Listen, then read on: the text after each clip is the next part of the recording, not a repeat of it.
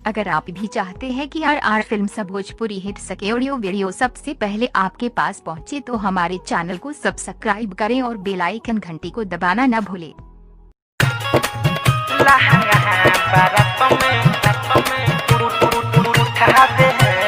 Music by Ambe recording studio Delhi.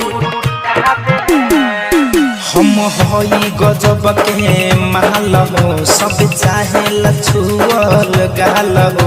हम हई गजब के महल हो, सब चाहे लछुअल गाल हो।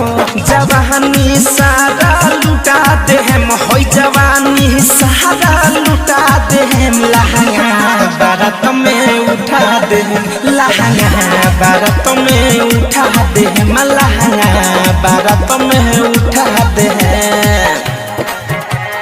डीजे विकास लहंगा बारात में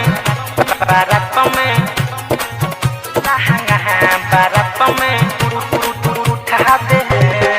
केहू के याजू कर बना महाना, कोरा धल महफिल के दीवाना।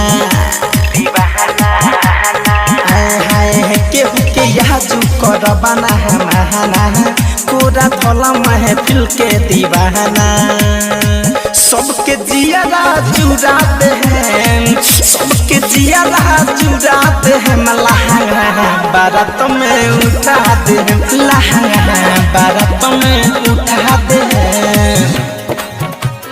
डीजे विकास रीगा सीतामढ़ी। उठा दे हैं, उठा दे हैं।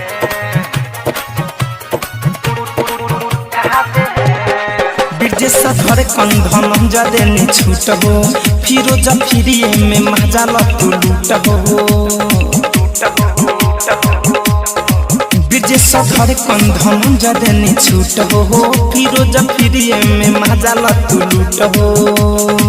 राउटी में गरदा उड़ाते हैं, उठवा के जहाँ हम पिया दे हैं। लहंगा बारात में उठा दे हैं, लहंगा बारात में उठा दे हैं। Ambe recording studio Delhi.